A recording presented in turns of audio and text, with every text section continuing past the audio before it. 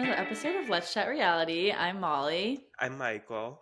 and today we're excited to be discussing the Big Brother finale, Love is Blind season 7, as well as Survivor. So, got lots to cover, so let's just jump right in with talking about Big Brother. So, the season ended last night as we're recording this on Monday, so it ended the Sunday. And what were your thoughts, Michael, just overall on the season before we get more into the finale? Overall, I was a big fan of this season. I think that Big Brother 26 to me really reinvigorated my love for Big Brother in a lot of ways. 25, the first half was great, but the second half was so bad that it overshadowed it. So I feel like I came into the season super kind of nervous, skeptical of Big Brother as a whole and how much longer it could go for unless they were actually willing to make some really serious changes. But I think a lot of those changes they made. So I was a big fan of this season. And, I know we'll get a lot more into this, but I think super deserving winner, fun finale. And I'm ending this on a really positive note. Yeah, I agree. And so in the finale, we first see the HOH comps and get to see the Chelsea and MJ win parts 1 and 2. And then, so what are your thoughts first on that, seeing those competitions? Yeah, I mean, I have to say, I was a little bit surprised that MJ didn't win part one because I feel like she's just kind of been winning everything lately, it seems like. I mean, she and Chelsea have, but I feel like Chelsea's wins have come a lot of times when MJ was not competing. So, I mean, MJ won 11 competitions this season, breaking a record of all time. So, anytime MJ doesn't win something is kind of surprising. And not only that, she was the first one out. But I mean, when she didn't win, then yeah, I mean, I was not surprised that Chelsea won, and then obviously not surprised that MJ won part two. So those were pretty expected, but fun competitions. I enjoyed watching them, even knowing what was happening. Yeah, me too. And then before we see part 3, we see that Taylor Hale comes out, Big Brother 24 winner, to host the jury roundtable. So, what did you think of that? Do you think she did a good job there? I think she did great. Yeah, I mean, obviously Dr. Will has hosted that since BB15. So it was she did it for, what, 10 years, and we were all wondering kind of who was going to take his place, and a lot of people said, "Oh, Dan or Derek," but I think Taylor was the perfect person. She was a very recent winner, so I think that she kind of understands the game in its current form a lot better than somebody like Dr. Will does, to be honest. I sometimes wonder how much she even watched of the more recent seasons. So we know that Taylor's been super invested in the show since she won just a couple years ago, and she knows these house guests. She, knows the season that she's talking about, and I thought she did a really, really good job. And we know that she wants to go into hosting and things like that, and this was, I think, a perfect segue into that potential, for where she can go from here. What do you think? Yeah, no, I agree. I think she's like has that just natural speaking ability that she's just like I mean, obviously she used to be in pageants and all that stuff too, so she's had that kind of background already of being a good speaker and obviously in her season all of her speeches I was just awed by. So for this, I think she did a really great job and being able to understand like what the players were going through and asking the right questions there. So and hearing about just their thoughts and overall like who was left and how they could potentially sway votes or not or how the games were. So I thought she did a really great job. So I hope that she keeps coming back and hosting that. Yeah, and she's Um, like someone who's known for her jury speech. Like that is what people think of her. When they think of Taylor, they think of that final jury speech. And so I think that is somebody who's so perfect for this role as well. mhm. Yeah, for sure. So Team Taylor over here. Also, then we see then in part 3 that MJ wins HOH for this part. So do you think that well we see then she chooses to choose Chelsea there, but who do you think she should have chosen? And do you think that she made the right choice? No, and no, and no, and no, and no. Well, look, I mean, it's easy for us to say, no, she didn't make the right choice. Yeah. She lost 7-0. Spoiler alert. But I do think that it really seems like she doesn't regret it. So, I mean, who are we to say that it was the wrong choice, I guess, for what she was looking for? Like, to her, loyalty meant more than $675,000. And more power to her, I guess. But in this game, it was the wrong move if her goal was to win this game and the prize money. That doesn't seem like that was her goal necessarily, or at least she cared more about being a loyal friend and ally than winning the money. So I guess to her, to do what she wanted to do, I guess she did that. But to the rest Yeah. of us, certainly seems like a very questionable decision. Yeah, agreed. We were texting throughout this, and I thought she definitely should have chosen Cam just for her chances of winning.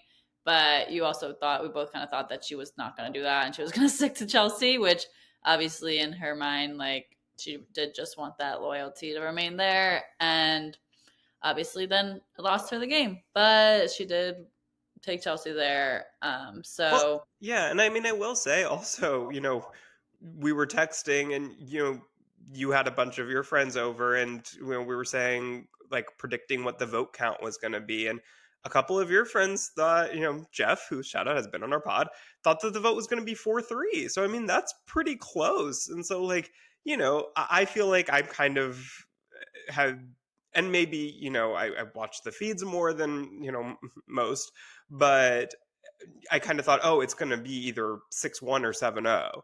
But like, people have different perspectives. And I think like that is something that you kind of forget that MJ doesn't know all the information that we know of how much Chelsea has been working behind the scenes and how much she really manipulated her.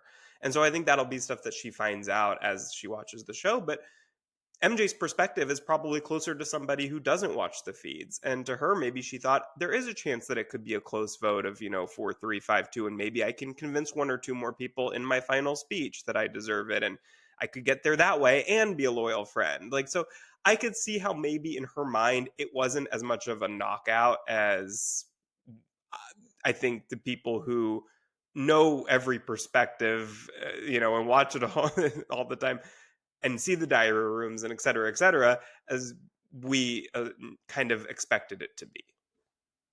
oh yeah, definitely, and I think that definitely goes to show in that we see in the end there also Chelsea just being really great in her speeches there. That I feel like that definitely persuaded the people who we maybe thought who were going to vote maybe go for MJ.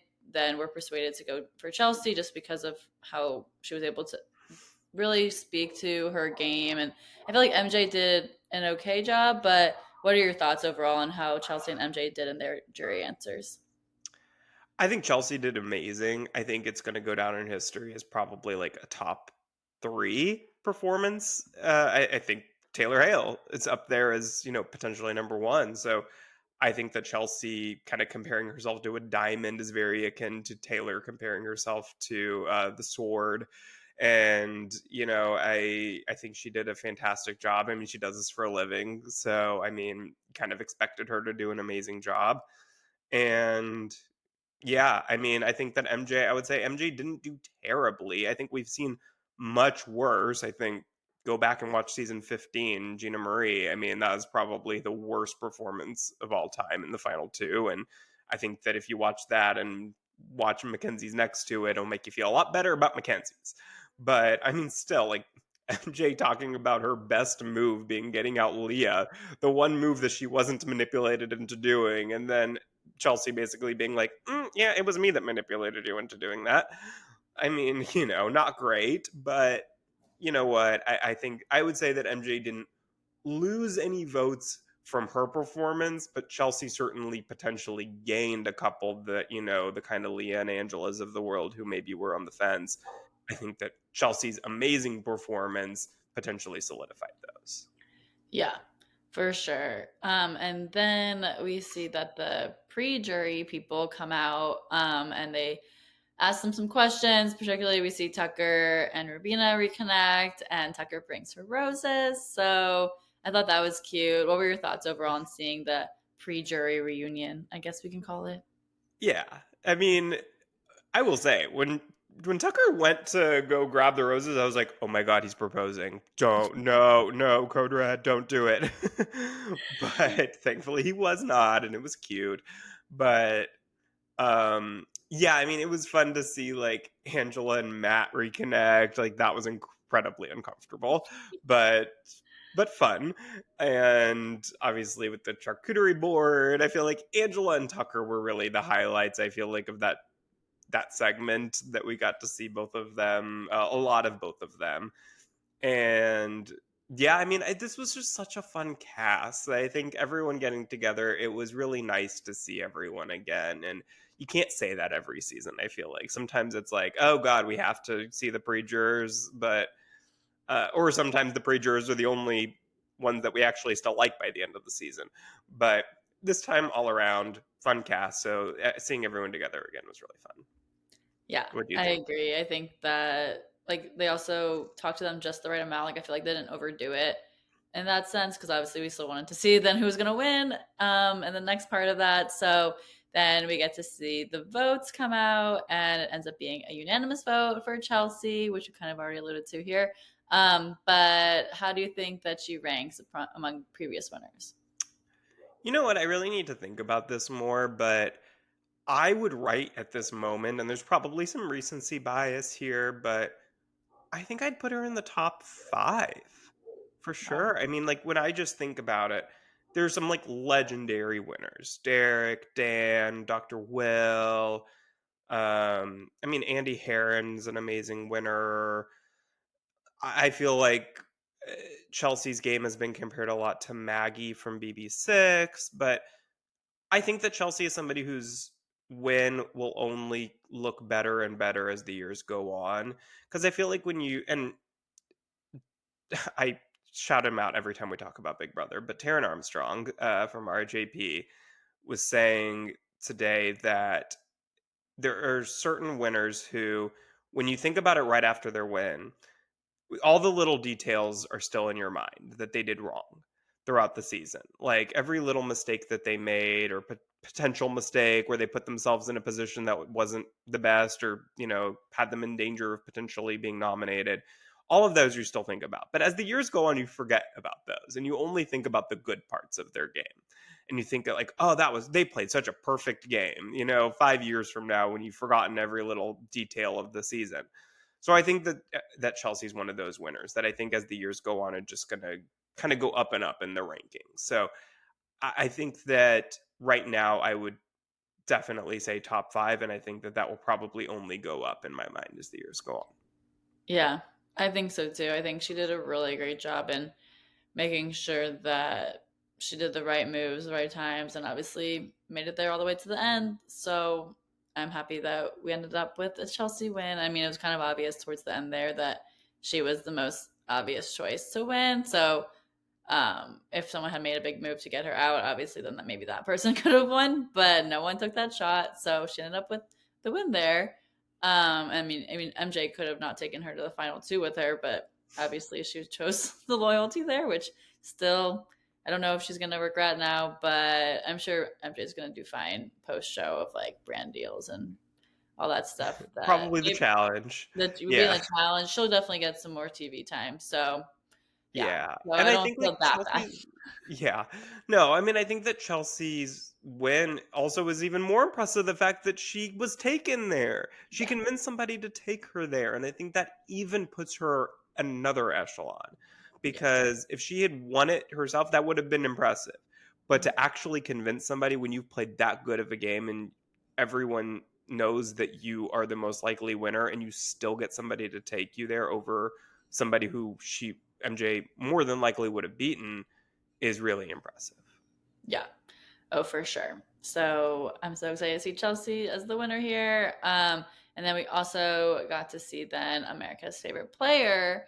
We see that the top three were Tucker, Angela, and Quinn, and then Tucker comes out on top. So are you surprised by that? And who do you think was second and third? I was not surprised at all by Tucker's win. I was not surprised I thought Angela had a pretty good shot at being in the top 3, Yeah. but also there are so many people on, like, Facebook, like the older crowd of Big Brother watchers, more conservative crowd maybe, did not like Angela, was still like talking about how much they love Matt after 80 days of him not being there. But Quinn was the surprise for me Yeah. because I thought Leah was going to take that spot. And I'm sure Leah was probably fourth, but I feel like Quinn got a really good episode in the little recap episode that they did on Friday night. He was seen a lot, whereas Leah was barely seen at all there. And I think that probably that may have put Quinn back in the minds of people voting kind of at the last minute there that had just seen that episode. So I think that, excuse me, sorry, that probably helped Quinn. But also, Quinn was just a big character in general. And so, yeah, I mean, I was so not surprised by the win, but a little bit surprised by Quinn being in the top three.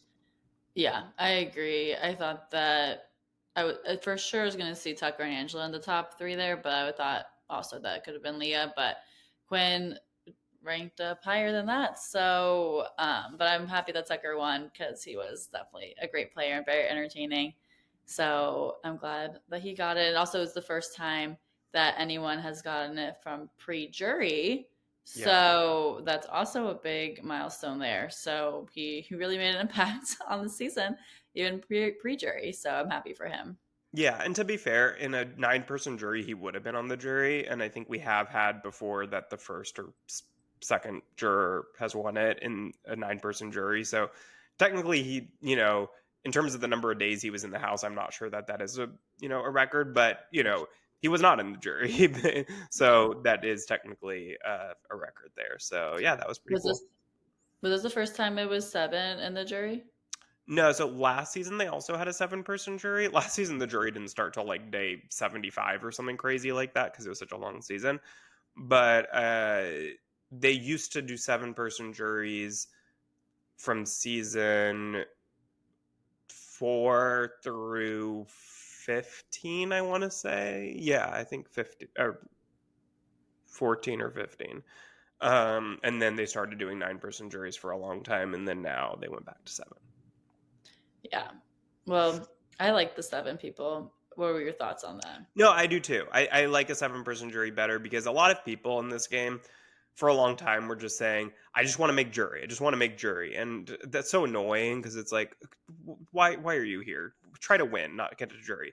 So I think it's nice to make it a little harder for them to just get to jury. And so we don't hear that as much anymore now that they've made the jury harder to get to.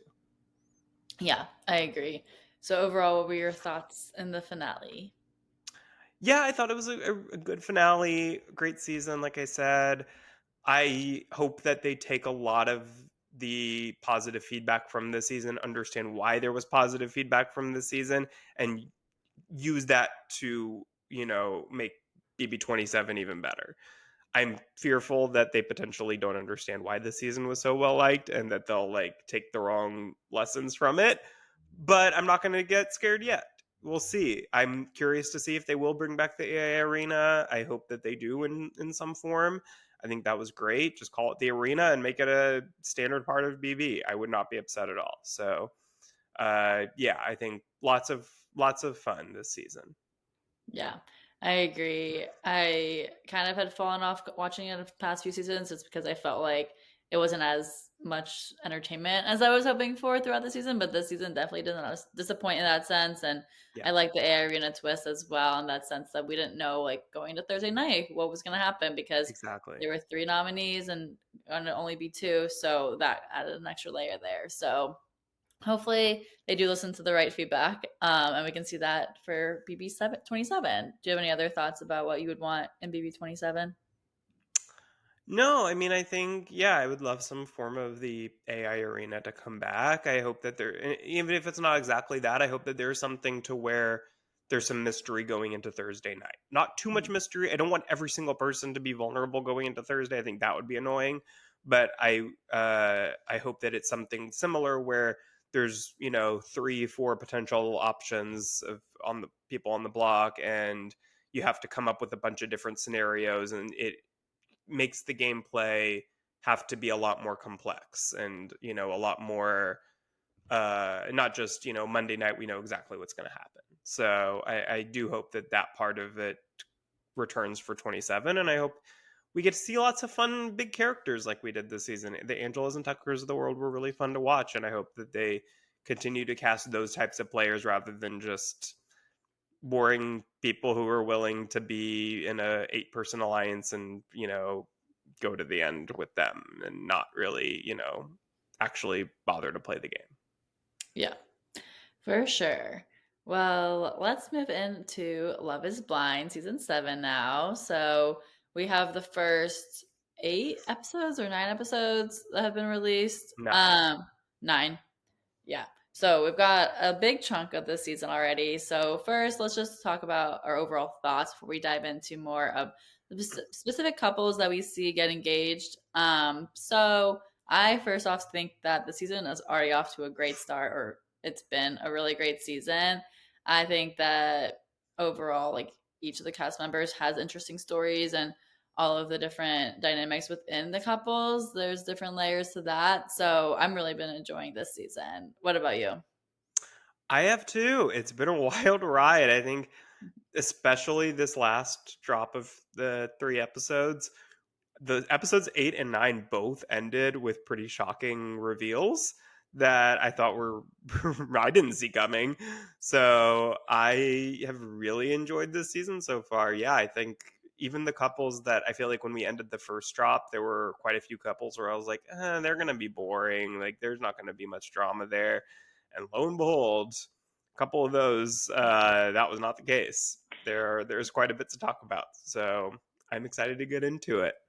Yes. So first, let's start with Brittany and Leo. So in the pods, Leo was between Brittany and Hannah up until the very end there, but then decides to go with Brittany. But in his conversations with Hannah, like I didn't really love the way he was treating them, both Brittany and Hannah. But in particular, in the conversation with Hannah, when she was saying how she just told Nick she loved him, and Leo just like blew up on her, and I was like, "What? You want Brittany more? Like, why are you reacting this way when you like already have stronger feelings for someone else also?" So I was annoyed about that. But what were your thoughts on that? Yeah, Leo was really annoying in the pods. I mean, just talking about money all the time and how he's a trust fund baby, basically. Like, it was just really off putting. And I didn't like the way that he handled his conversation with Hannah at all. It felt like he was very much kind of gaslighting is such an overused word in reality TV, but it really kind of did feel like he was gaslighting Hannah there. Mhm. And I, yeah, I was really glad that Hannah didn't fall for it and stuck to her guns and, asked Nick to come back and then, really stuck to that and didn't uh, get kind of fooled by Leo and end up going in that direction again. So, yeah, uh, Brittany and Leo's story was not long for this world. We did not end up following their story after the pods, which I think was interesting because we've never really seen that before on the show where they started telling us a story and then ended it at the pods without them breaking up. They just basically came to a screen and said, Brittany and Leo, we did not continue following their story. They did not go to Mexico with the other couples, and they went on a trip to Miami instead and broke up 3 weeks later. So, I think that it seems like from kind of what I've read afterwards that they basically just didn't think that their relationship was strong enough that they were going to make it to the altar. So they were probably right. Yeah. No, I think I was interested to see that as well, that we were kind of invested in them. And then they were just like, okay, just kidding. You're not going to see the rest here. And obviously they broke up. So it makes sense why they didn't show us them. But I feel like because we were getting so much drama with them throughout the season, like that could have been another layer if we were following them throughout and when they go to Mexico and all that stuff. And like if Leo and Hannah were to meet, like I don't know if we're actually going to see that in this season now because he left. But so that's interesting. But I think overall, like it's definitely for the best that Brittany and Leo had broken up, just because. I think that they were not compatible.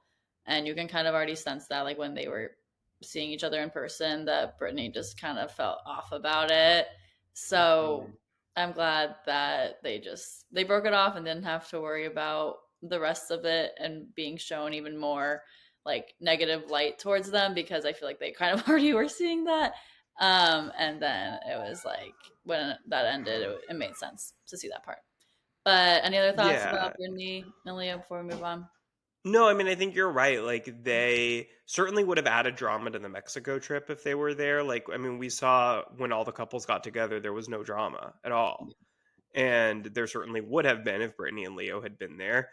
But, we ended up getting more than enough drama, I would say, in the next drop of episodes. So I think it ended up being just fine. But it would have, I think, certainly added some drama to the end of that first drop when they were on their retreat there. But, I think that if they're looking to actually produce long lasting couples on this show, I think they made the right move by not following them any further. Yeah, for sure. And then our next couple we're going to go over is Alex and Tim. So, what are your first thoughts on them and their connection? Yeah, I don't think that we saw a lot of them honestly in this drop. These last three episodes, I feel like they were pretty quiet. But what was so interesting is that they ended the first drop with the biggest drama. I mean, the big cliffhanger going into this week's episodes were whether they were going to be able to get over that huge fight that we didn't even see off camera in Mexico. After the all the couples got together, they apparently had this huge fight, and we not only didn't get to see it, but then we kind of saw this one conversation they had. They didn't seem to come to a lot of co- resolution, but then they kind of just said, "Okay, we'll work on it," and then I feel like they've been fine ever since then. It really hasn't gotten brought up, so that was pretty surprising to me. But yeah, I feel like right now they seem to be in a pretty good place. I don't know if I think that they're going to actually get married. I feel like he is still probably harboring some anger about what happened. I don't know that he's fully gotten back on board yet, but they don't seem to be having a ton of issues anymore. So I don't know. What do you think? Yeah, I think they will make it. I think after Tim talked to Alex's dad, like that's when I think like they kind of had a shift there, and that like it seems like they really do. I mean, obviously they loved each other before this fight happened, but like I feel like that fight honestly brought them a little bit closer to each other. Mm, That they were able to work through that and then have that moment with her family. So I'm rooting for them here. I don't know if they're gonna make it long term, but I think they will get married. yeah, I could see it go either way. I wouldn't be shocked if they got married. I wouldn't be shocked if they didn't. So I think this is one of those that I flip a coin, and I think that we'll get a better sense maybe with these next two episodes. I feel like Yeah. they weren't a huge focus of these, so I feel like maybe they'll be a bigger focus in the next two. Yeah. But I feel like because of that, then it makes it seem like they're not gonna have more problems because they didn't like build them up as much. That's Uh, true. so but we'll see. We'll But a see. couple that is having problems constantly, I feel like this is the most turmoil prone couple, but is Hannah and Nick. So do you Do you think think they're the most turmoil prone? okay, maybe not most. I think from the pods till like Yeah, in the pods for sure. yeah, from because of Hannah's drama in the pods, I think because we saw them like break up and then get back Yeah, together. It started off on a rocky note, but now I feel like maybe not as much as other couples, but there's still I feel like there's still that layer of that foundation that's still not the best. that's true. So that's why I feel like they're not gonna last. But I mean, there are other reasons too. I think that just their personalities don't really mesh as well as Yeah, they want to, or as they talk about it. yeah. But yeah. So what do you think? No, I agree. I think that they have. There are times when I think they have a cute dynamic, like they just kind of like rib each other, and it's kind of cute to watch. It reminds me a bit of Micah and Paul from season Yeah. 4, where like I feel like they're cute together, but I don't know that there's chemistry there, like romantic chemistry. Like I feel like I could just see them as kind of like best friends, but not necessarily romantic or like there's a ton of chemistry. I don't know. I go back and forth because there are times when I see it and there are times when I don't. And I feel like sometimes Hannah can be a little bit mean towards him, and it probably kind of hurts his feelings more than he lets on. I liked the conversation that he had with Hannah's brother. I thought that was a good conversation that maybe gave him some insight into Hannah and why she is the way she is. But and there are times when I think Hannah just doesn't respect Nick. So I don't know. I would say that I don't think that they end up together. I question. I think they'll make it to the altar. I think that maybe I don't know who would say no. I feel like it might just be a mutual no. Yeah, I don't know. I think so too. And I think that because they're already in this stage of it, that they will, um, like, I feel like they definitely are going to make it to the altar, but I think that they're just not gonna move past that part of it. Obviously, I don't think, maybe they'll be like Micah and Paul, where they like we'll try something afterwards and then realize it's not good. But I also just think maybe they're just gonna end it there and then not stay in contact. And now I've seen a lot of TikToks from Hannah that she has lost weight and she's like doing really well. It seems more like Yeah.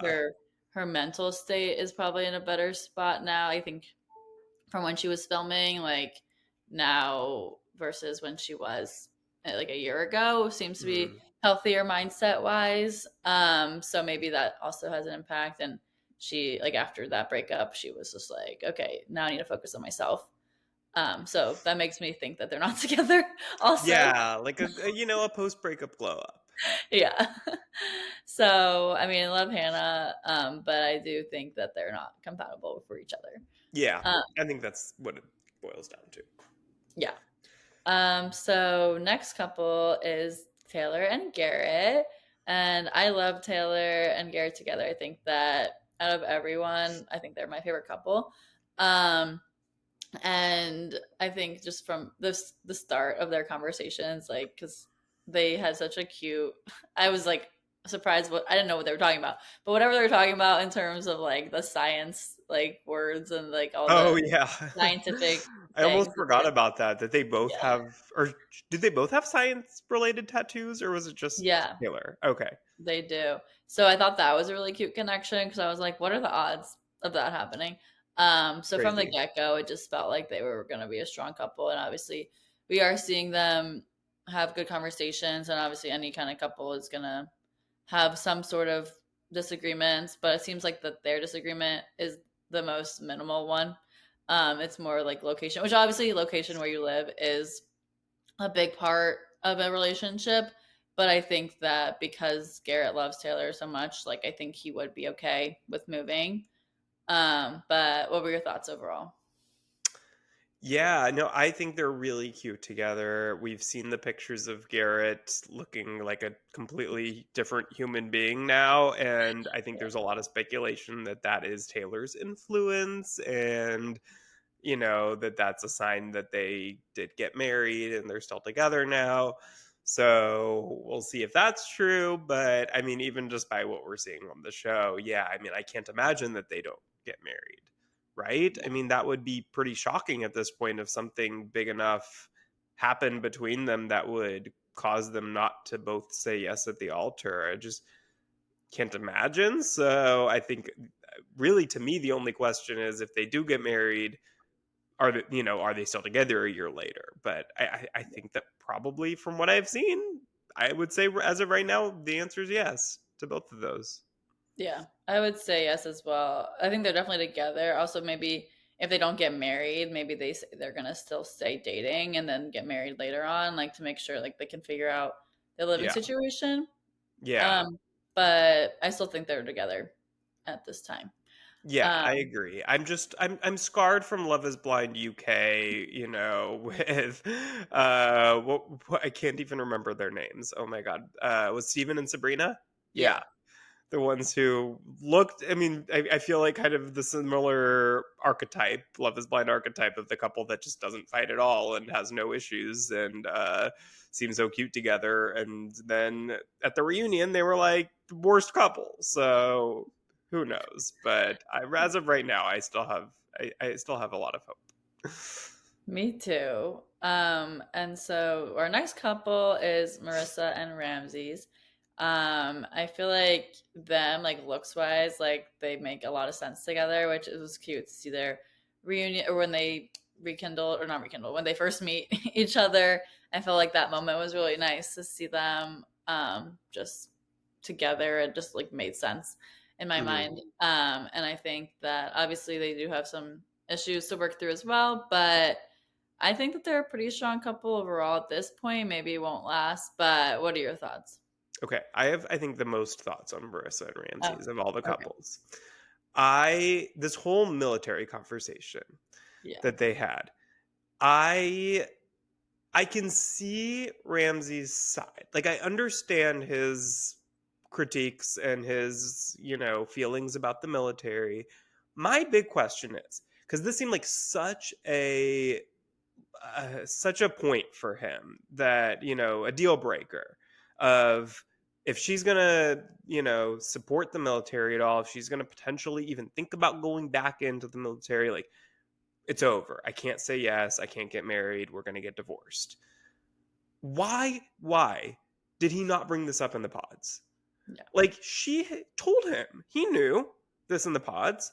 I don't Mhm. think she said anything major after that conflicted with anything that she said in the pods. I don't think she had any big revelations that she said that she didn't say in the pods. So I don't understand why all of a sudden that was such a deal breaker for him. Like they should have had this long thought out conversation in the pods. And I just can't understand that. I think that I didn't love the way that he handled that conversation either. It felt very condescending to me, very, I don't know, like he didn't really listen to her, like, because she wasn't totally supporting the military. Like, she has very conflicting thoughts about it and very nuanced thoughts. And I thought that she handled the conversation really well. And I just felt like he was kind of shutting her down and didn't really want to listen to it. And that frustrated me for her. So I just don't, I don't know that that's going to break them apart. I also didn't love the conversation that they had about birth control and him not wanting to wear a condom and like all of this stuff like just made me think that I don't know if he's like trying to play the part of this like progressive king for playing it up for Twitter and this was kind of like a I don't know how to reconcile that. I don't know. Like on one hand he's so progressive and on one hand he's trying to control women. I don't know. Yeah. No, I didn't like that either. I think that Marissa definitely deserves someone who wouldn't question her like loyalties to something that she feels like so strongly about. Because she has been part of the military and she could go back to the Navy. So I think that part of it, like the fact that he's like giving that ultimatum, like if you were going back, I wouldn't be with you. Like that doesn't sit right with me because like she should have the right to do what she wants to do. And like trust her as a person that like she's not the one like directly influencing whatever he's trying to like protect, like it's like Right. her and that is not going to change the world. Like that's really a minuscule part of it, like, but I guess because her values are aligning with that more, that's what his problem is. So I think it stems down to that, which obviously is not ideal. So we'll have to see how these conversations pan out. But it seems like they're kind of glossing over it. Like obviously, it's like been a really big conversation focus right now. But I think that they'll still make it to the altar, but then we'll say no at the altar. Yeah. I mean that's kind of I don't know. I just and I want to be clear that I don't have an issue necessarily with his thoughts about the military. Oh Like, yeah. I can completely understand that. I just think when she told him about that in the pods, I feel like that was the time for him to really get a good sense of kind of where she was with it and express his feelings about it and say like, "Hey, this is a deal breaker for me. If you're at all thinking about going back or if you have these X, Y, and Z feelings about it, I don't know that we're going to end up together." And then she could have made an informed decision based on that. And I feel like he kind of misrepresented how big of a deal it was for him. Mhm. And now all of a sudden, right before the weddings, Yeah. this is actually a really big issue. So I Yeah. don't know. That's my only problem with it. Yeah. I think I agree with that as well, but we'll have to see what happens there. But another couple that's now broken up is Monica and Steven. So we see them throughout the pods. I feel like they were having some really good conversations about like just overall things seem to be both mature about a lot of different things. So I was surprised to see this happen this late in the game now. But basically, Steven was texting with some girl and Well, at a sleep it, test, yeah. drunk. Um, well, yeah, he was doing a sleep test. I don't know what he was doing, like while he was drinking. I don't know. That doesn't make any sense. No. Those two things don't go Yeah. together. Yeah. So don't know what to believe on that side of it. But what we hear is that he's doing a sleep test and texting someone that is like in a very provocative way, and Monica sees that, and he doesn't have an excuse to say, "Yeah, that didn't happen." He just says, "Yeah, you're right." So doesn't even try to back out of that, and then they break up. And I feel bad for Monica because I love her, but also she deserves someone who will not do that, emotionally cheat or almost physically, I guess, in a way, like by texting that kind of stuff. But yeah. So, what are your thoughts overall? That was wild. I mean, when we went into that scene, like, and we just saw Taylor and Monica crying together, I was like, did I pass out for the last 15 minutes and miss a whole scene? Like, I literally rewound it. I was like, have I couldn't figure out, like, did they, like, lose a scene here? Like, what happened? And then, no, we were just plopped right into that.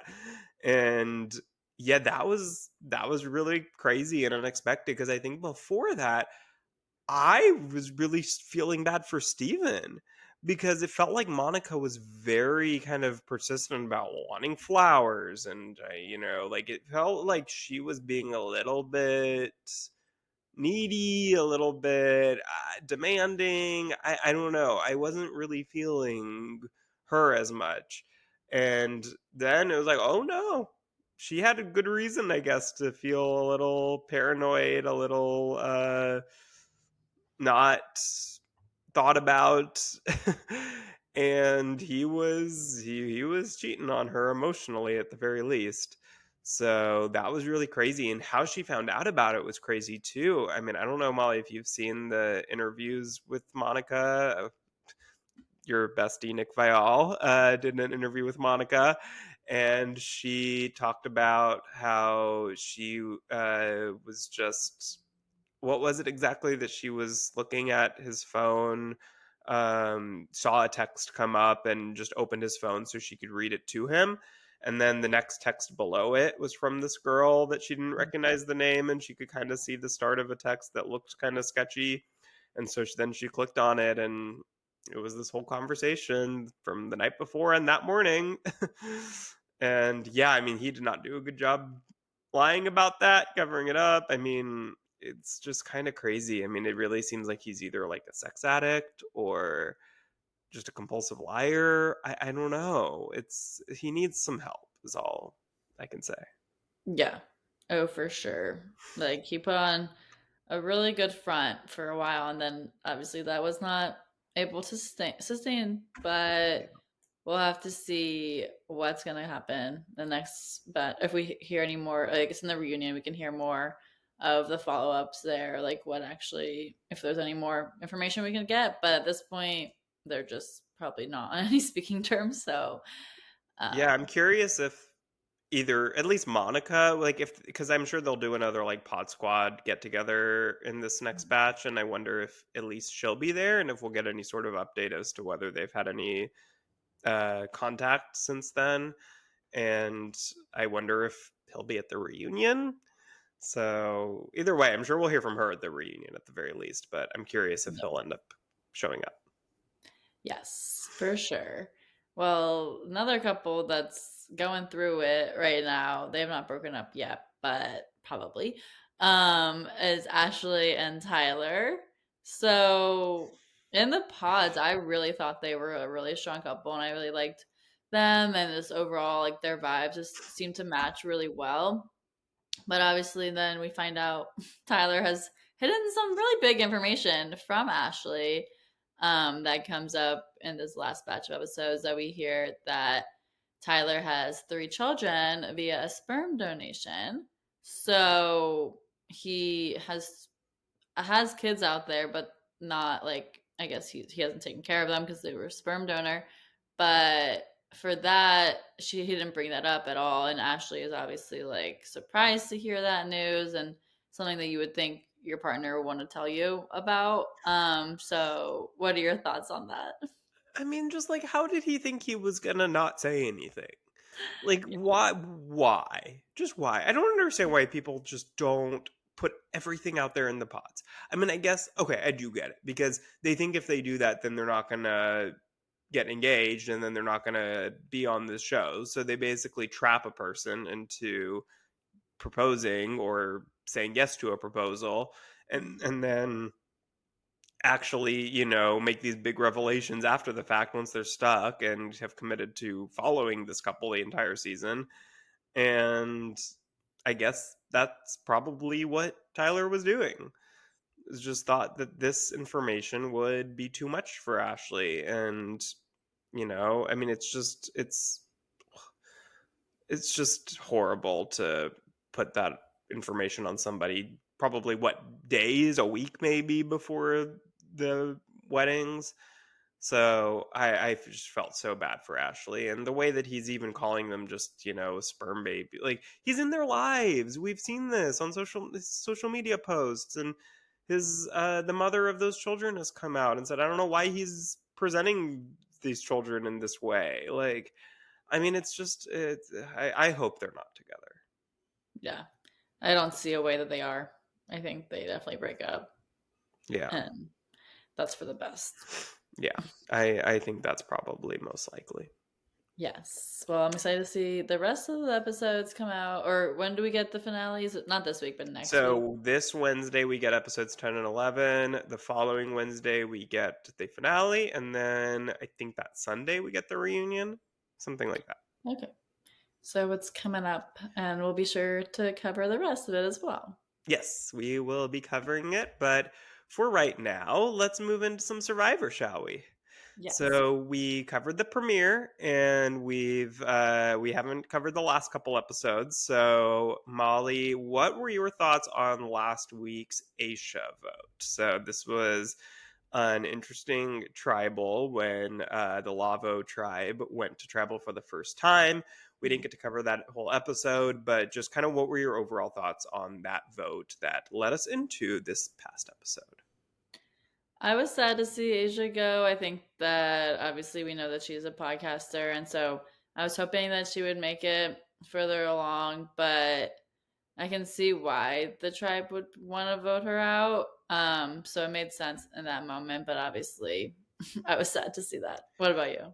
Yeah, I was devastated, honestly. Like I was so excited when Asia showed up on the Survivor 46 finale when they showed the preview for this season, and it was not spoiled at all that she was on that season. Like the cast had started to kind of come out when they started filming, but they had just started filming like maybe I don't know, a few days. No, it was I guess like a few weeks before that cuz yeah.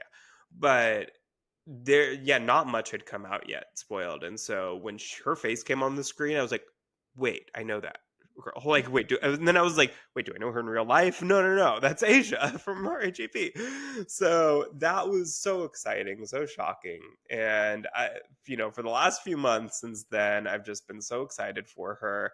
And yeah, devastated to see her go out that early. But yeah, I mean, I think that it probably was the right move. I think her biggest mistake was not fully agreeing in that moment to take out Seoul. I think that if she had just told them that she was down to do that, the vote would have remained on Seoul. Like, I think Asia would have been fine.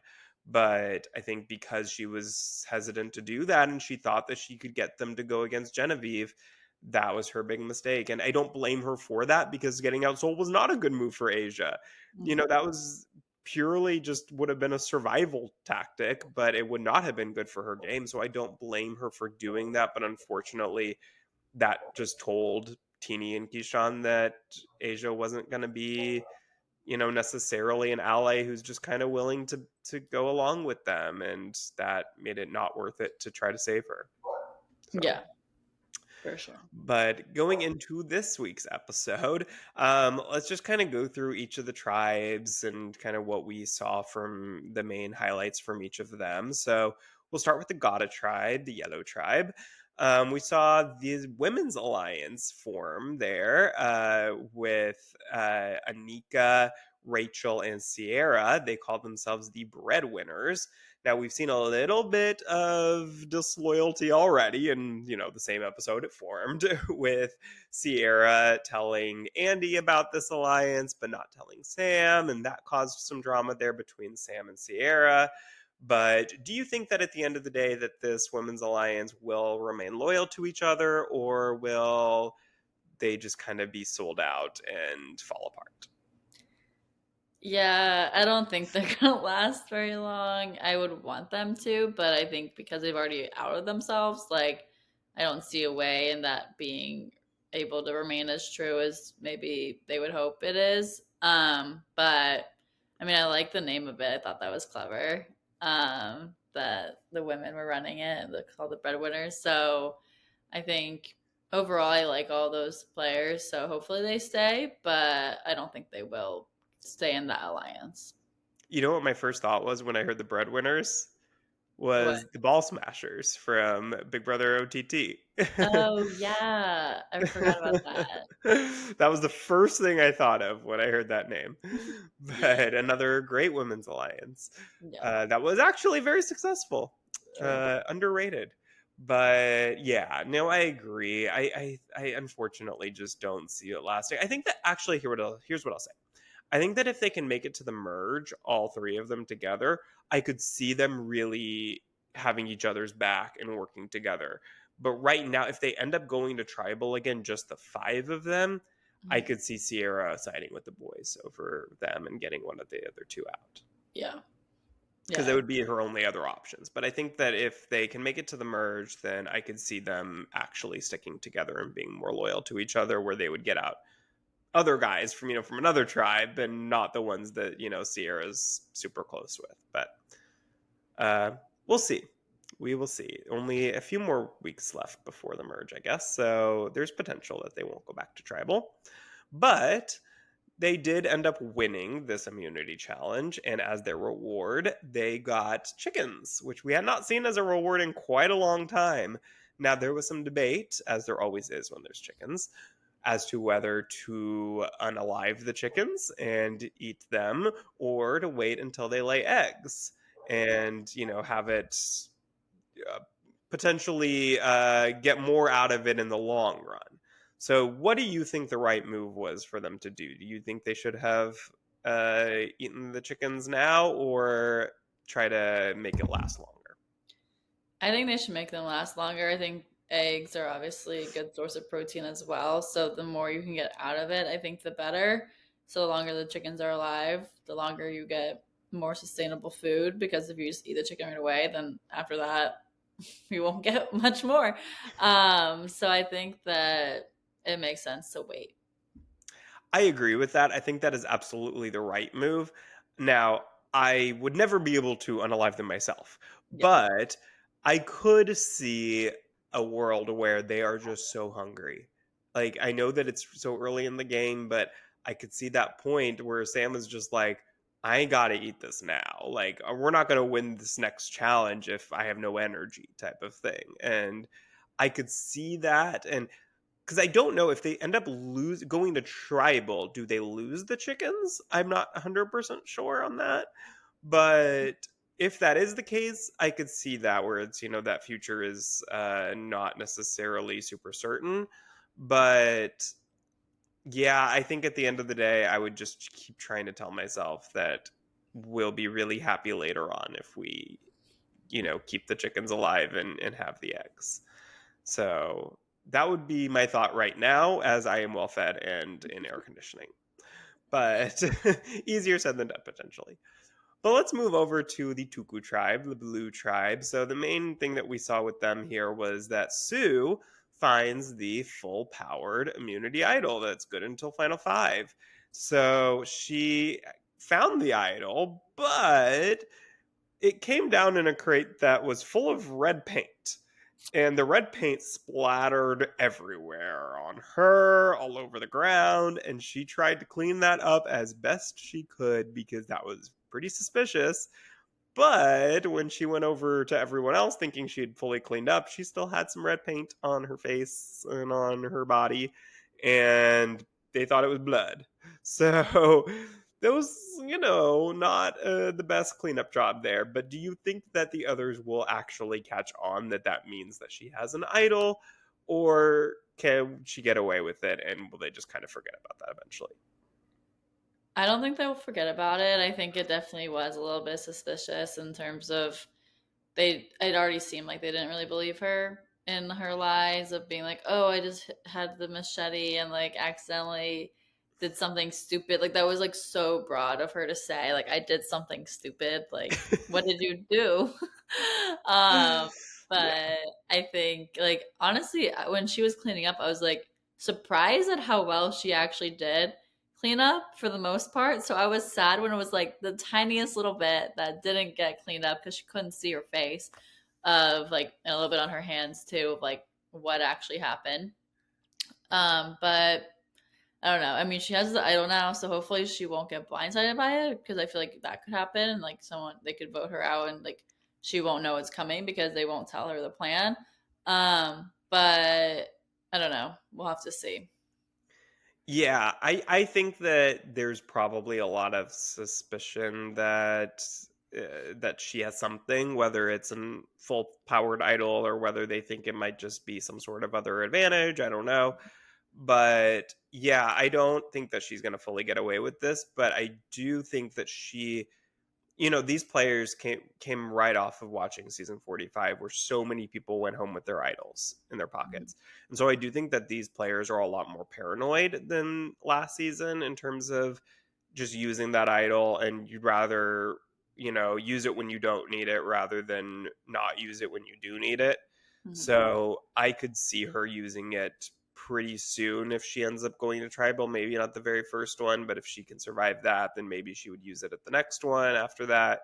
Even if there's just kind of the slightest suspicion that there might be some votes going her way. But yeah, I think that people are going to be pretty paranoid now that she has something in her pocket. So Yeah. that'll be interesting.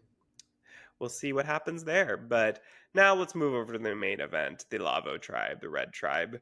Now, in the beginning of this episode, we saw Rome just kind of following Saul like a puppy dog everywhere he went. He was like his shadow. Saul could not go anywhere on this beach without Rome following him. Now, it really did seem like Rome was just kind of threatening Saul, really torturing him. Do you think that he went too far? Did this go beyond just the game, not letting Saul have a moment to himself on this beach? Or is it fair game in the game of Survivor? I think I would have been really annoyed about that happening. Like, I think, especially you're eating too much, you're not getting that much sleep. Like, it's just irritating, any kind of thing like that. And Rome knows how to get on people's nerves. So I think that it definitely went a little bit too far, in my opinion. But yeah, what do you think? I agree. I mean, I think that this kind of verged on the line of villain in the game versus villain in real life. Like, I don't know. I do think that it's not like Rome said anything problematic towards Saul. It's not like he did anything that, is like physically threatening in any way, shape, or form, of course. I do think that at some point it's just like, okay, let up for a second here. Like, it's okay. You can let Saul go, have a moment to himself and not be right next to him. Like, keep an eye on him from a distance maybe. Like, just let him have some sort of moment to just sit by himself, have his thoughts, relax for a moment. And, it's very possible that he did do that and we just saw him following him and just kind of assumed that was going on all day long. And maybe it wasn't, but it certainly seemed like the rest of the tribe also thought that Rome was potentially going too far with that. So, and later on, we obviously see, once they lose the immunity challenge, we see Rome kind of threaten Saul with taking away his vote. So with the threats and that, like it kind of, I think, straddled that line to me where it was maybe getting to a point where it's not fun to watch anymore. But for the most part, I guess, it's fair game, whether that's whether we would do it ourselves or not. But we also saw that Teeny, Andy, and Caroline ended up going on the journey this week. Now, they had the option of one of them voluntarily giving up their vote at the next tribal council. And if one of them is willing to do that, all three of them win an advantage that we find out is the amulet idol, which means that if all three of them are still left in the game, then they all have to, at the merge, they all get an idol and they have to decide to use it. All three of them have to decide to use it in order for it to be used as an idol. If two of them are still there, then both of them have to decide, and so on. So if one of them is only remaining, then that person just gets a full powered idol. Now, Teeny ends up deciding to give up her vote there. They're the one going to the next tribal council, obviously, because they're on the Lavo tribe. So, do you think that that was the right move for Teeny to volunteer to do it there, or was that a mistake? Well, I think that Teeny knew they were in a decent spot on the tribe, so that like it did make sense that like I mean obviously someone is going to have to give up their vote here. If you don't decide on it, then no one's getting the reward at all. So I think because Teeny figured out like no one else wanted to give it up, like it was either they do it or they're not going to get anything. So I think it makes sense. Like obviously you don't want to lose your vote, but Teeny did remain safe, so it worked out this time. Yeah, I mean, Teeny remained safe, but Teeny's ally did not. So now, if Teeny had had a vote there, God, here's me trying to do math. I don't think that would have necessarily changed anything, Yeah, I don't right? think so. I No. don't think so. But it certainly didn't help things, I guess. But for Kishan, spoiler alert.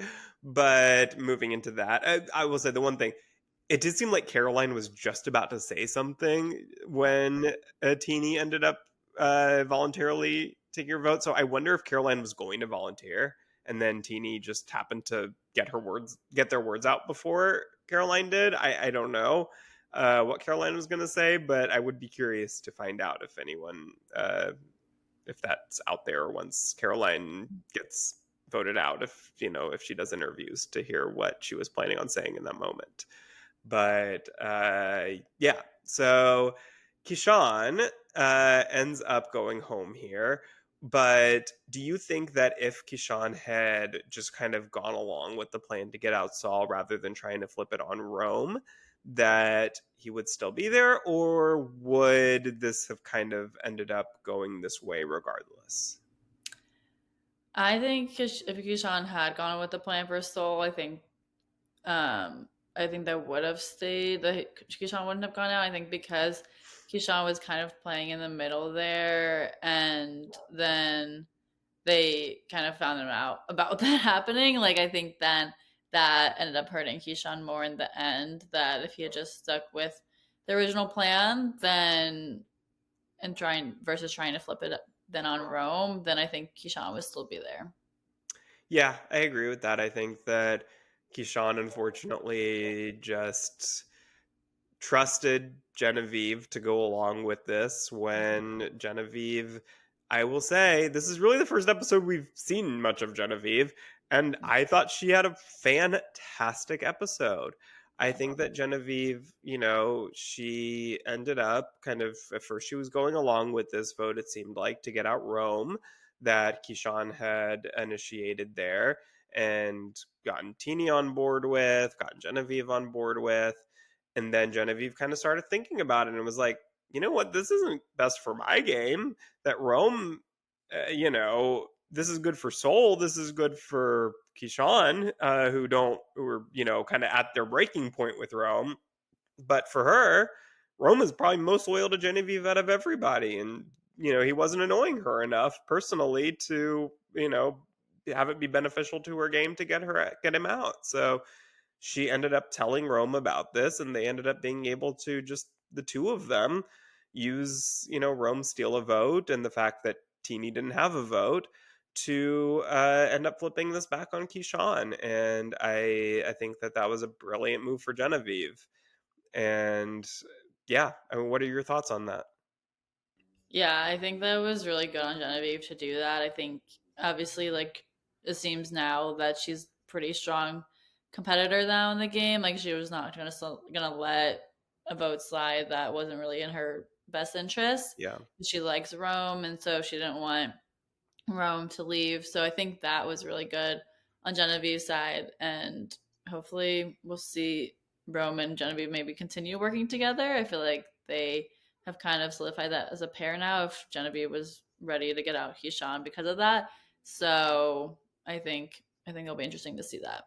Yeah, no, at this point, Genevieve's definitely hitched her wagon to Rome, and I don't think there's Yeah, much going back at that point. That, until the merge at least, because I think at this point, if I were Soul or Teeny, I would not trust that Genevieve would have my best interest at heart over Rome. I think she's basically picked a side, yeah, and by leaving Soul and Teeny out of this plan, Genevieve and Rome have shown that they, it's basically 2 versus 2 at this point, and so I'd be interested if they do end up going to tribal, how that would play out. But we will see if they do end up going, or I kind of hope that this next episode, one of the other two tribes goes to tribal, so we can kind of see their more of those tribes dynamics again, because we've had 2 very Lavo focused episodes now yeah.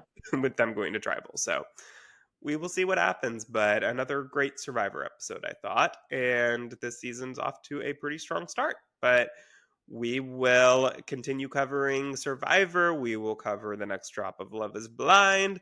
We're done with Big Brother, unfortunately, but for this season. But we have plenty more shows coming along here. So we will chat with you guys next week. Thank you for listening. And be sure to follow us at Let's Chat Reality on social media and subscribe wherever you get your podcasts. So